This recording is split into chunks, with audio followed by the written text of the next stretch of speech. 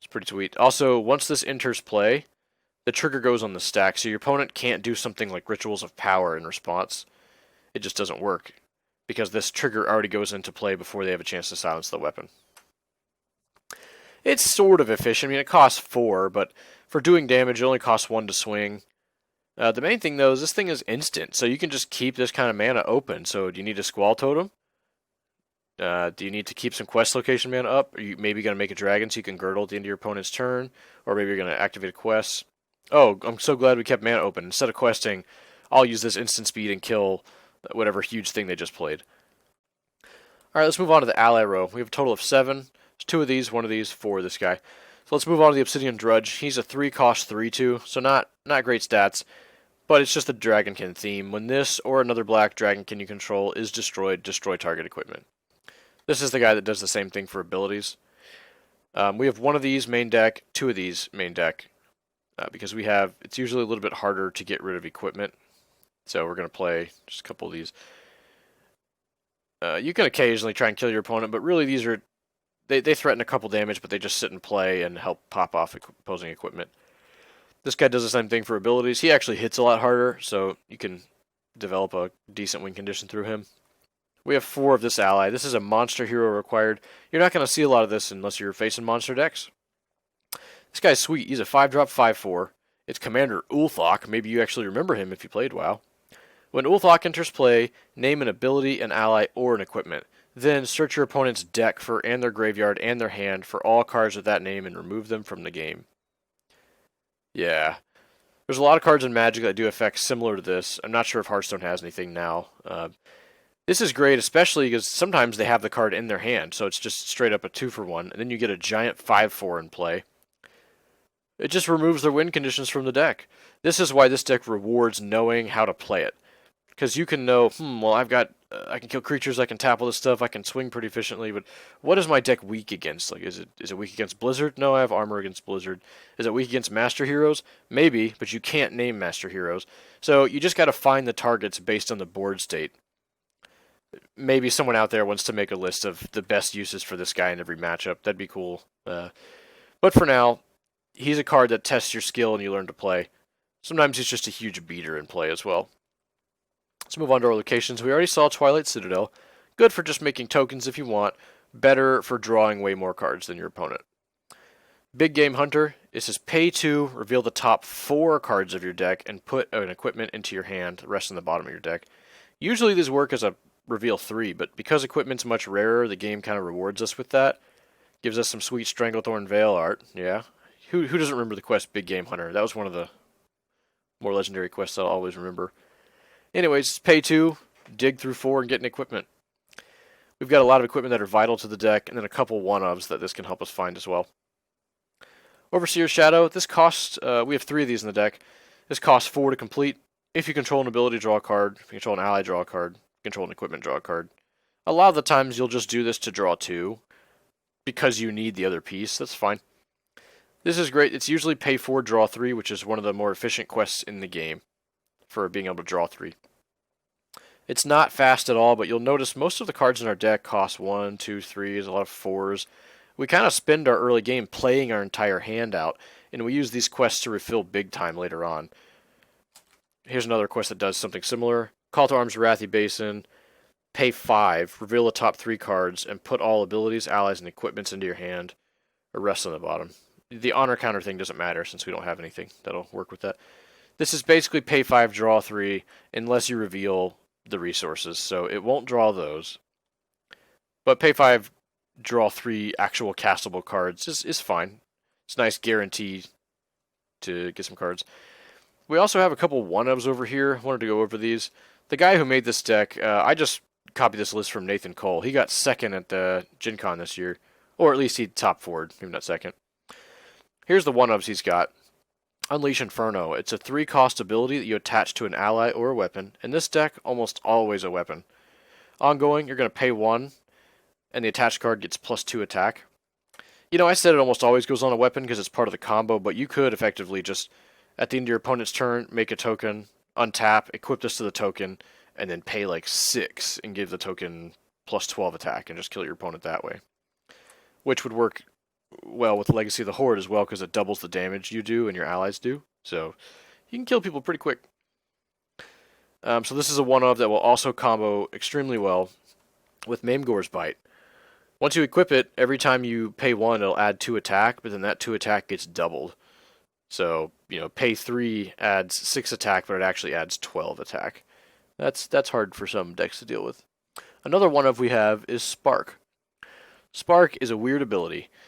You pay 4, and just for the turn, your hero has the ability exhaust any card in play that you control, deal 1 fire damage to target hero or ally. I know it's a weird effect. It's mainly powerful with Legacy of the Horde, because anything that you tap will deal 2 damage instead, which is a lot easier to finish someone off. But when it says that, it lets you tap any number of totems that you have in play, which, well, most is 2. Any number of ghouls in case your opponent has like a hurricane or a blizzard and they can't attack. Same with if your hero doesn't have the armor to block the blizzard damage. You can tap every single one of your armor to continue to do more damage, and all of your resource can be tapped to do 1 damage, or 2 if you have Legacy of the Horde out, or more if you have multiple Legacy of the Hordes out. It's a non-combat way to finish off your opponent. It's only a one-of in the deck. If you find it useless in that matchup, just put it on the bottom, that's fine.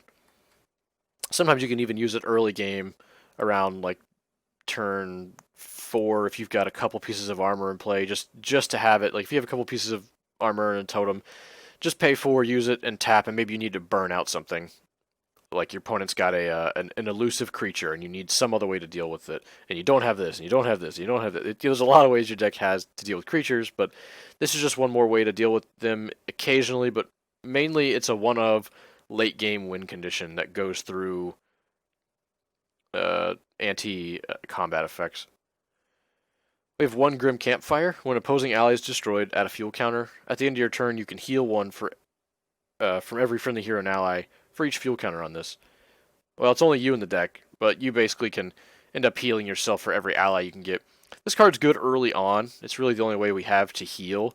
It's not reliable, and that's okay. Like, we're not going to reliably draw this. But some decks, some games you just draw this early, and you end up getting 4 or 5 counters. You just heal 4 or 5 a turn, combined with the with all your armor. This is also good to play if you know you're going to Army of the Dead soon. You can throw this on Army of the Dead. You only get counters from your opposing allies, from the opponent's allies that are destroyed. But it's a good way to recover. Sometimes you just get smashed a bunch in the early game. Play this turn 3 or 4. Do some other stuff, stall a little bit. Turn 6, you've bounced other stuff back into their hand. Then you Army of the Dead their board away, and you get like 6 or 7 counters. They have no cards left, and you have a bunch of 3/3s. It's another overkill way to get back into the game. You can't get burnt out from the aggro decks that have Burn or Ferocity. And last up, so last one-of, the Horseman's Horrific Helm. We've been over this in Death Wish before. This thing is basically pay 4 for an armor that can tap to prevent any amount of damage once. So I know in the bottom right it shows a 2 as its armor on a pumpkin. Think of it more like 100. It'll stop anything up to 100 damage one time. So nothing really does more than 100 in the game. Let's go to the sideboard. This is an easy one. 4 Wind Shears. Choose one or both. Interrupt target ability or exhaust target hero or ally. You don't really use this for your exhaust effect most of the time. You're bringing this in if your opposing deck's got a lot of good abilities you need to deal with. You just need to be able to fight on the stack. Being able to exhaust someone is just part of the deal. You usually just use it to interrupt their ability, and oh, by the way, tap your guy as well. We got 4 of those. We've got 4 Chain Purges. This ability sucks to play against. If you're an ongoing ability deck, this will wreck you. It's instant. Target up to 3 abilities. And you can destroy the first one, and then you can destroy the second one if it costs less than the first. So the way that would work is you can kill like an ongoing ability that costs 3, and you can kill another one if it costs less than 3. So if they have a 1 or 2 cost, you can kill that one as well. But if they have abilities that cost like 4, 3, and 2, you get to kill the one that costs 4 first, then kill the one that costs 3, then kill the one that costs 2. And you get to pick. So it's a built-in 3-for-1 versus some decks, or just a 1 or 2-for-1 at instant speed at only 2 mana versus other decks. One of the things Shaman is good at is removing ongoing abilities, and this just shows you why right here. We've got one more of this guy to help remove ongoing abilities. That gives us 5 sideboard answers. 1 main deck answer with him, and an additional 4 main deck answers with Calamity's Grasp. You can also, if they end up tapping their abilities for whatever reason, technically this gets rid of that, but that gives us 5 main deck answers if it's already in play. 4 if you count Ulthok being able to exile or remove certain abilities they have that are problematic. You can even buy back those answers with Ancestral Recall. And this gives us 5 more ways to do it from the board. Wind Shear is kind of another way to interrupt ongoing abilities before they come into play. The reason I bring all this up is some decks are just all abilities. They're nothing but abilities and equipment. Some solo decks play that way, like Rogue. So you need to have a couple ways to interact with them. Well, even in their case, they don't have ongoings, but you get the point. And a single Entomb. Put target equipment on the bottom of its owner's deck. This could be another Drudge, sure. But this is not here as a somewhat convenient answer that occasionally works. This is just 2 mana, beat the equipment. And it goes to the bottom of their deck instead of in their graveyard. So this works against warriors, too, that have the ability to reanimate equipment from their graveyard. It's just a simple, one-of powerful answer versus equipment decks.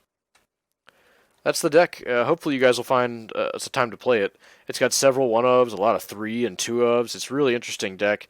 It's a fun late-game style control deck. It gets to tank up with armor. It's got a lot of different combos going on. It's got card advantage. And it really rewards the pilot for playing and knowing the deck and the meta well. Hope you guys give it a chance. Have fun.